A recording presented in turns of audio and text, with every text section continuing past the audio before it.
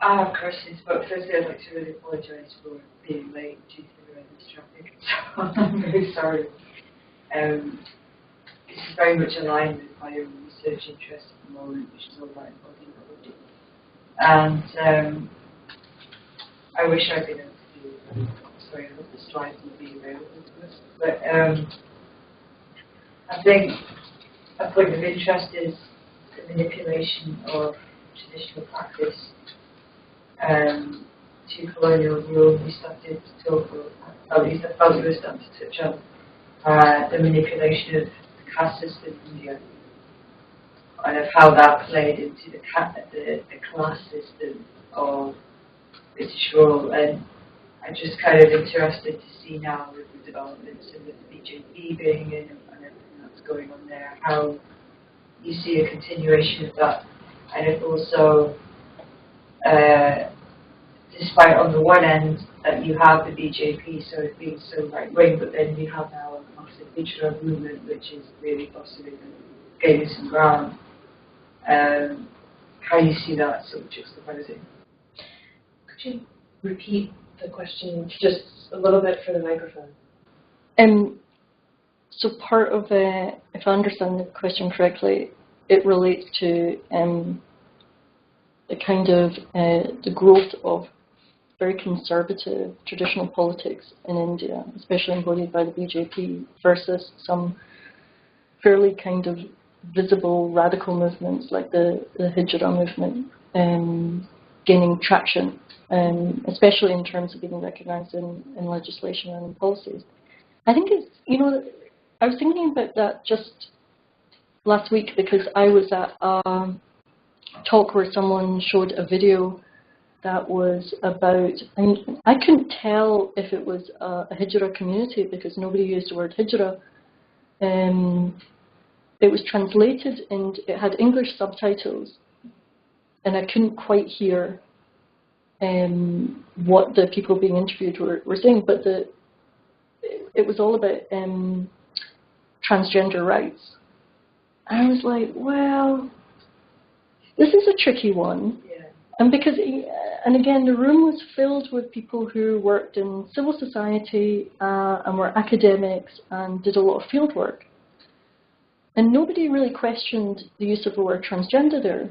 And you could tell that actually part of the funding for that documentary came from civil society in order to, on an international level, raise awareness of transgender rights. I was like, hang on.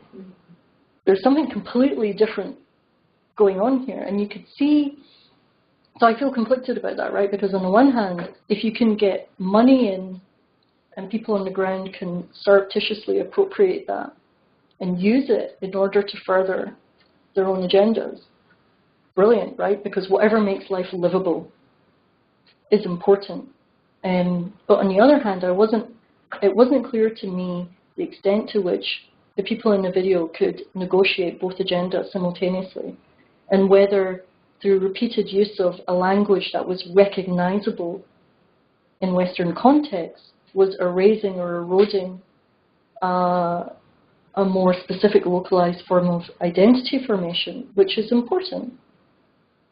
But then there's another part of me that's like, well, is it important? Maybe this is just part of the way we're becoming more globalized, and things will get erased and forgotten, and is that necessarily bad?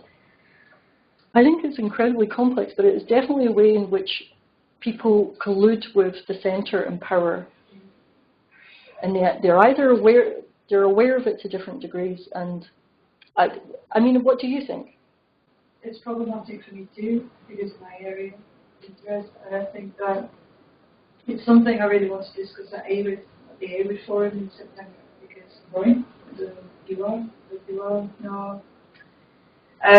But in any case, I think that because there's been this centre and these powerhouses of knowledge, and that has been the information that has written down, that is the legacy of colonialism, even within a humanities context or even in a social society context, then we are still in the same place in many, many ways. That is what will be recorded in that lexicon. And the problem with embodied knowledge is it's never been recorded. It's anecdotal. I don't particularly like that word because there's so many connotations attached to it. Anecdotalism. But I think that in one respect of liberation, there's even more erosion, there's even more erasing of this very, very intricate, very deep and very embodied knowledge. And that disturbs me just as much, especially when the factor that seems to be driving that is money. I don't think we're moving any further away from the original dilemma. And I find that troubling. But like you, there is the part of me as well that has a sense of individual rights and universalism, which has been necessary to fight for other practices in my particular community, such as, genital mutilation and so on. And we've needed to have that kind of discourse about universal human rights and universal rights of women to erode certain particular practices. But I think in this particular case, with LGBT rights, it's really, really problematic. So that's kind of my stand. But, and your point about embodied knowledge is important because one of the other things that came up in the discussions I was having with a range of practitioners last week was what counts as academic knowledge. There's an increasing drive, especially in the UK, to do knowledge that is impactful or community and society facing. And that produces a huge amount of tension because often what you have are communities feel like they're just another object of research upon which, knowledge can be generated and kind of pumped out, and that knowledge is, disconnected from those voices. And I think often that happens because we have a set of academic practices and academic frameworks which count as knowledge and as valid knowledge. And one of the things that I think some of the most challenging postcolonial criticism challenges us to do is to find different ways of producing powerful, valid, valuable knowledge. But that means that we have to go through the critical process of thinking about how we do that and why it's valid and why we should listen to it. Would you say that PhD researchers could take it upon themselves to find, especially if they're from particular communities, and investigating those same communities, which is already a privileged stance, because I'm aware of my privileges in my community as well. But do you think that's a responsibility, perhaps, let's say, of PhD researchers to look for new and innovative methodologies which are outside of the box and just begin to use them in a kind of bottom-up, if you like, way as something to be getting moral? And is there a particular methodology that you've employed that you would find particularly useful? So I'm going to be completely honest here and say that, here is an example that's in minutiae and disconnected from what you're talking about, the far tamer version of what you're talking about. So I did my PhD at a time, not that long ago, when we were all told that we had to be interdisciplinary. And if you weren't interdisciplinary, you weren't doing anything exciting. And that one of the ways of thinking outside the box was to be a bit of an academic dilettante. And I found that when I was trying to get a job, it was hell because I wasn't a Victorianist. I wasn't a postcolonialist. I am a nothing. So I think there's unfortunately there's a massive lag, right? We're constantly being pushed into doing things that are innovative and experimental, but the academy is very boxy and very keen to kind of place you somewhere. And I think one of the ways in which we have to engage with the academy is to work with those things surreptitiously, to be able to have a hat on where people recognize us and recognize what we do and somehow sneak in the other important stuff. And then you hope that a generation later, the stuff that was experimental becomes a new kind of orthodoxy and something new comes along. But yeah, depending on which version of my CV and cover letter you read, I'm multiple different things.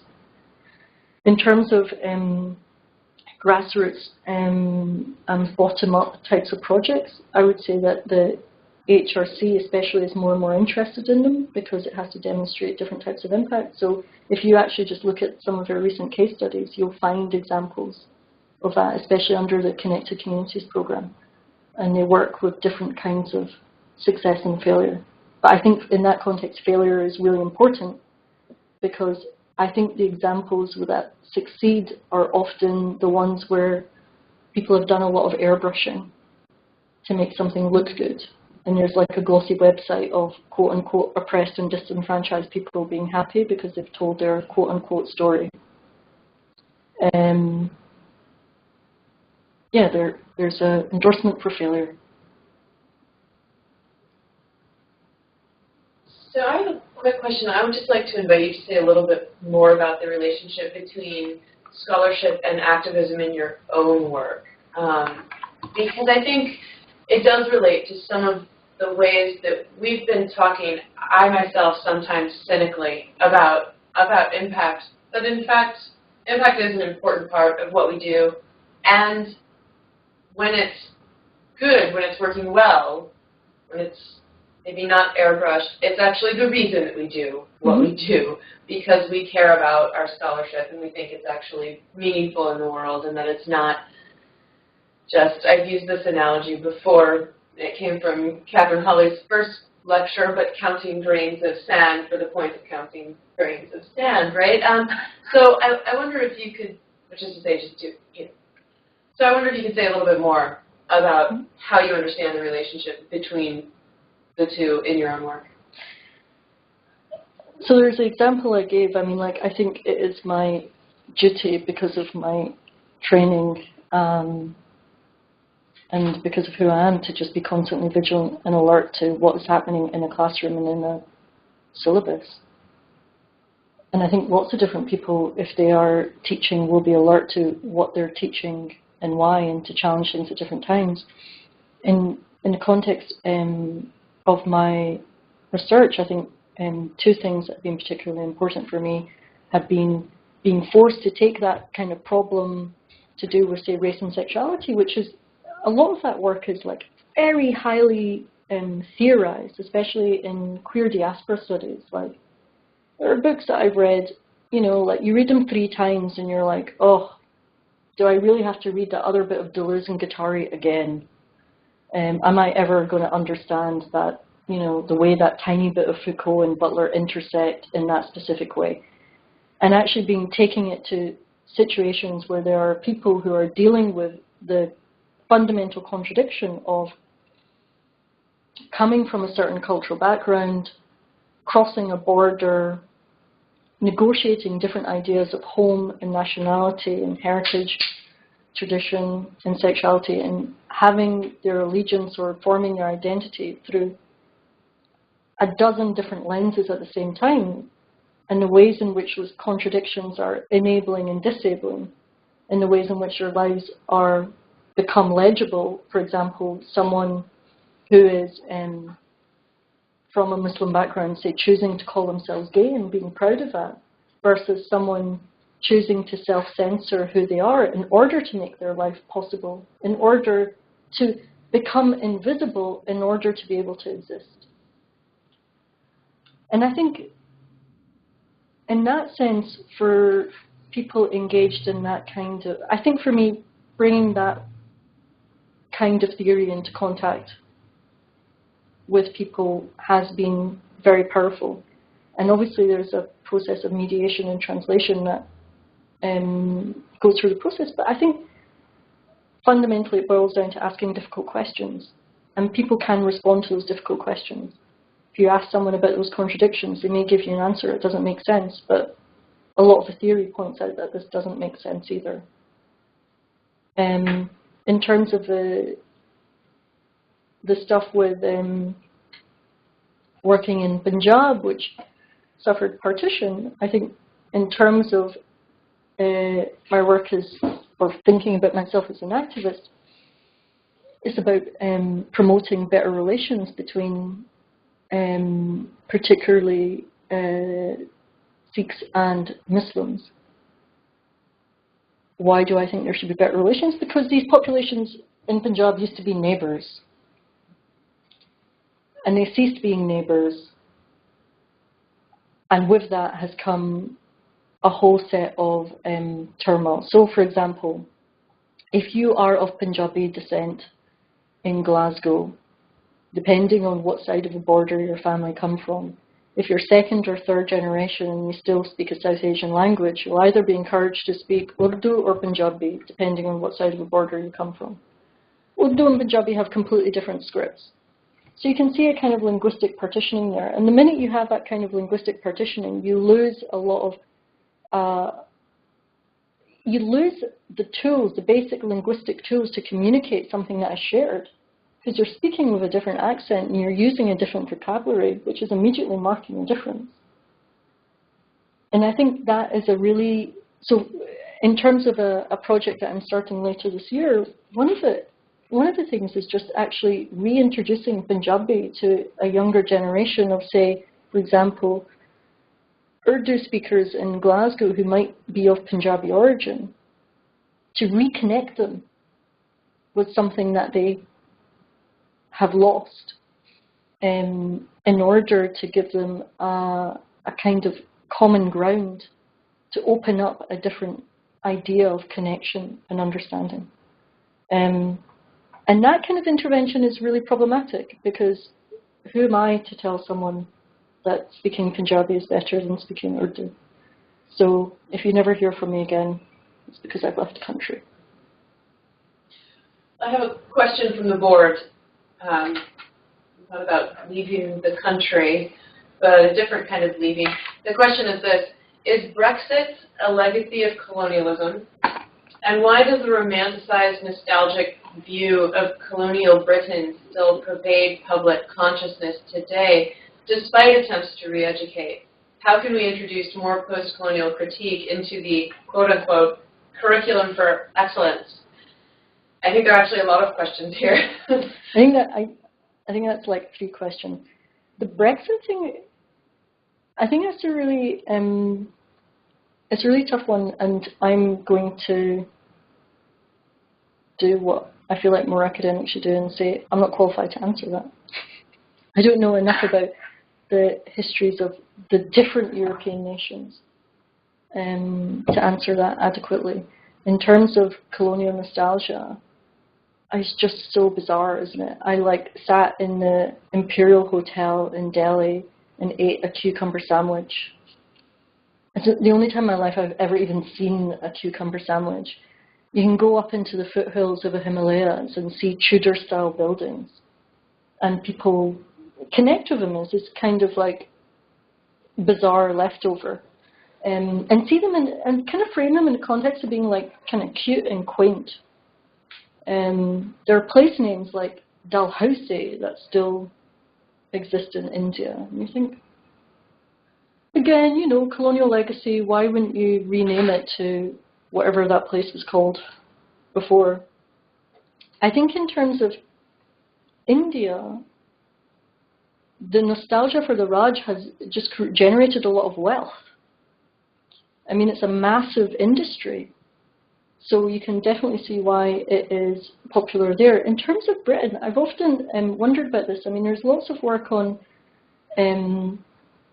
nostalgia when you start thinking about merchant ivory films, or thinking about like things like The French Lieutenant's Woman and the ways in which we kind of relay history, or neo-Victorian fiction, which often kind of veers away from the horrors of empire, which, you know, is omnipresent, to think about, you know, street urchins. I think, I mean, in short, I don't have an answer to that, but I think one of the things that's curious about it is that Britain seems to have a very uncomplicated connection to its colonial past. I mean, Canada recently, and by recently I mean within the past few days, apologized for not admitting 300 Indian migrants to Western Canada in the early 20th century. I don't, you know, if they can do that, I don't see why Britain can't apologise for some of the atrocities committed on the Indian mainland and other places. I don't see why Britain can't, for example, return some of the stuff that was appropriated during empire. But we have a whole industry which seems to be like we weren't the bad empire. Yeah, no, I'd be curious about what people on your board, or why people on your board might think that British or the nostalgia for the Raj and nostalgia for empire is seen as relatively benign. Because you don't, I mean, you wouldn't get it in North America. I mean, to use a different context. Really? Well, we were talking earlier about Portland, Oregon, and not that long ago, actually back in April, I was just actually getting my facts right on this story.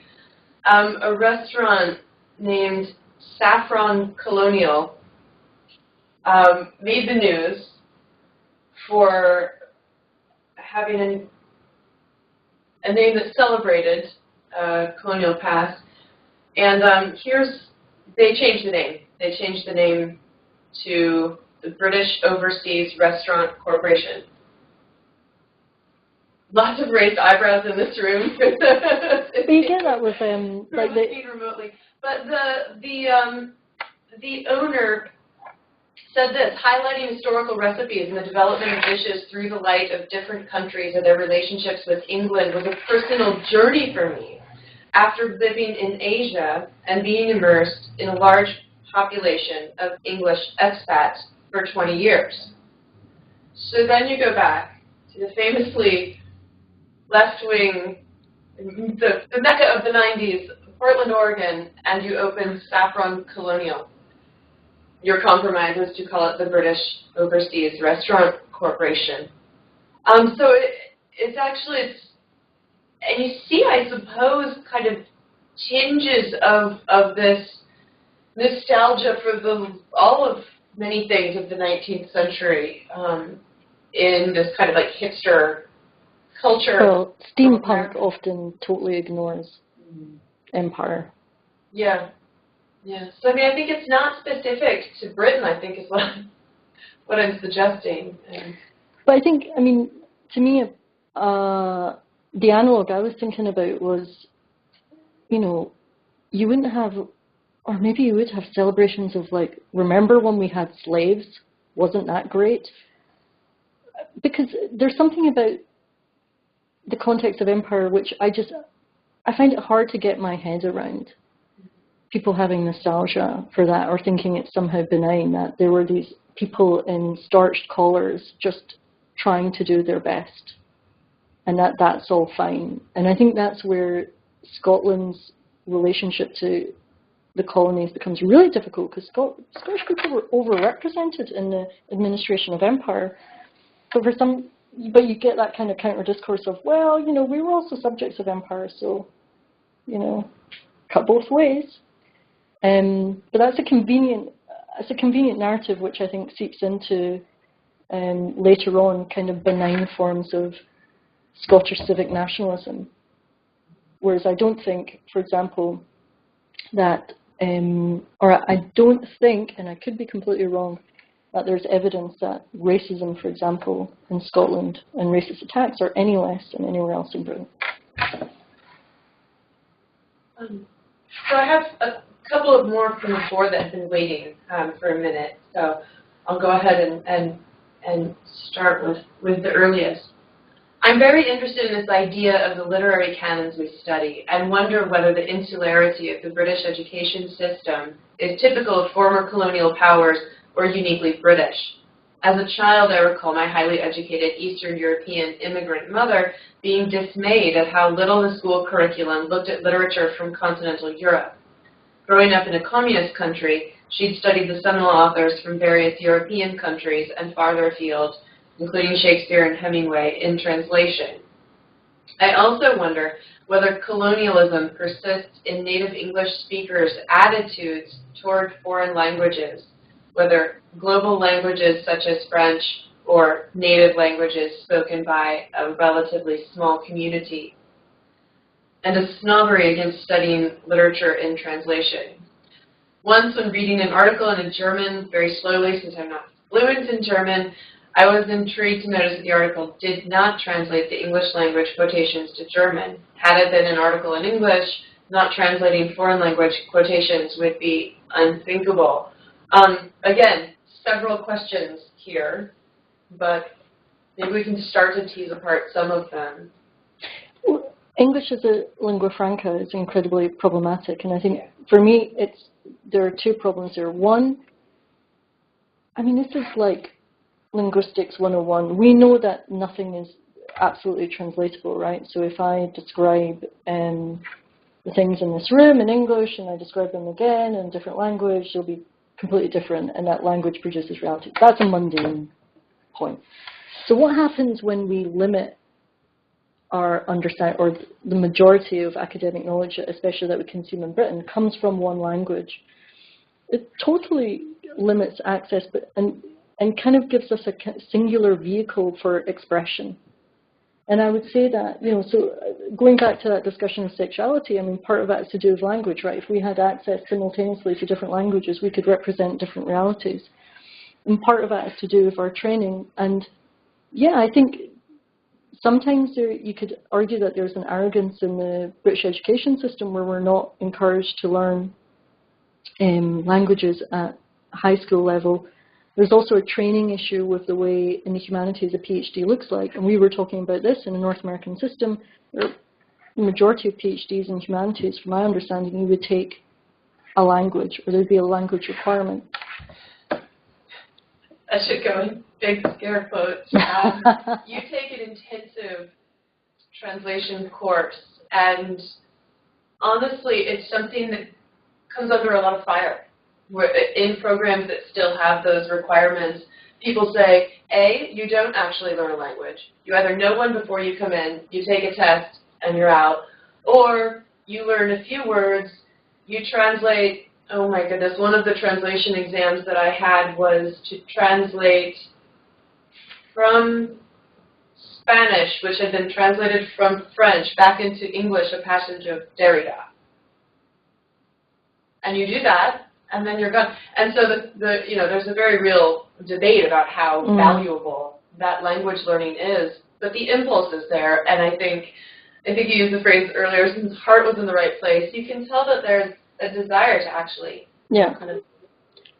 And more importantly, an awareness that there is a value in kind of learning other languages. When I had applied to, or actually no, I didn't apply, I was thinking about applying to an American university to do my PhD, but I was immediately put off because they listed the language requirements, and I was like, oh great, I do actually speak other languages. Not the ones that counted. Right. Punjabi, Hindi and Urdu don't count as academic languages in that context.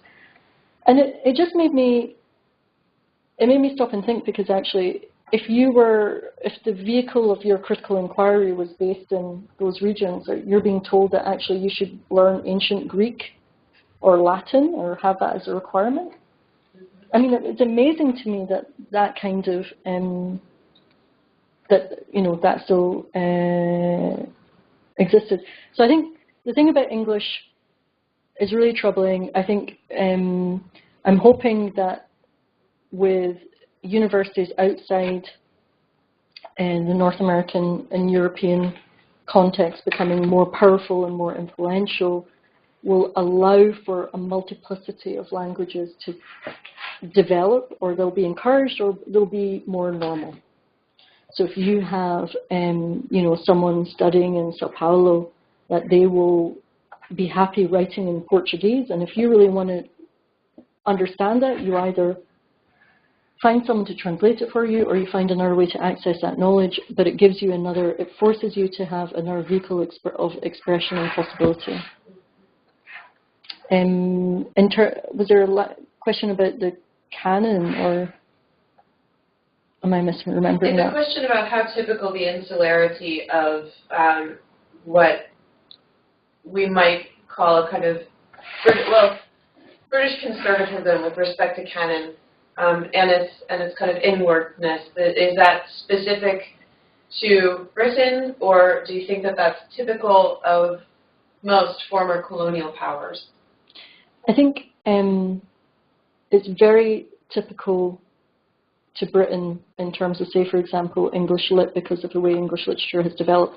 I think, especially in our European context, like things to do with comparative literature or comparing different literary contexts is far more normalized. And I think even in Britain, when you start thinking about an appreciation of Irish literature, or the fight in Scotland for even Scottish literature to be recognised, you can see that the frontiers that they're battling with in Britain are inside the nation and the former nation. Forget about thinking about French literature, German literature, and thinking about their specificity.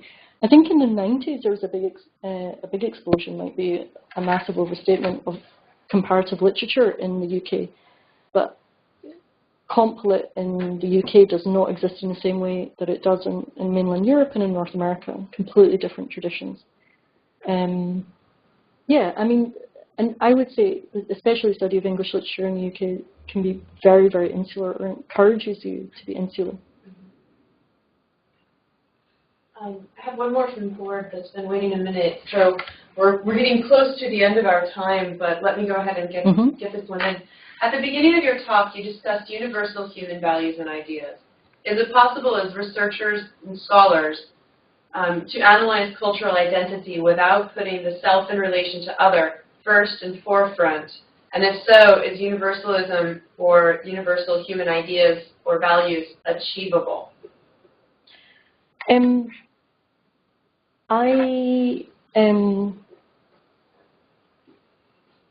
was thinking about this because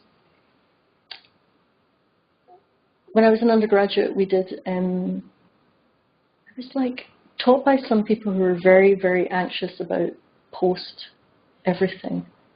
So we were constantly told how things didn't mean anything and there was nothing that was universal, etc., etc. And that, as it does most of the time when people do deconstruction, etc., just left most of a room really alienated. And, you know, you spend a semester doing it and you're like, I hate all theory, none of this makes sense, of course things are real, I'm here. And then there was this talk from Derrida, which was about human rights. And I think it was an Amnesty International talk.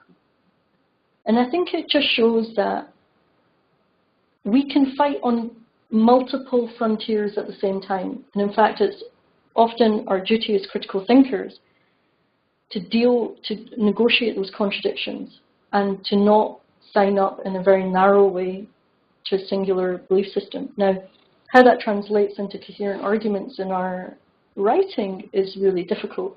And I think that's where sometimes, for me, some of the best writing is not presenting new knowledge as a truth. It's discussing the processes by which knowledge becomes truth, or the processes by which knowledge comes into formation. And that's why, you know, I find the idea of like data or knowledge really problematic, because what's the point in adding another article or another bit of knowledge to something that we know an enormous amount about? I mean, that's often where, especially humanities, gets attacked. What we can criticize, though, are the processes. So yeah, again, I don't have an easy answer for that. That's good. Question. I was going to ask one last one, but I think you just answered it. The question is this: give us one concrete way to kind of unpick the thoughts with which we've been brought up and to change them. But I think you just told us to think about the process that knowledge is created, and to interrogate and to reflect on the ways that we kind of make universalisms. Wonderful. Thank you so much. Thank you, everyone, for coming. We'll be back to Thursday next week, which I should say clearly before I begin clapping. And now, applause. Thank you very much.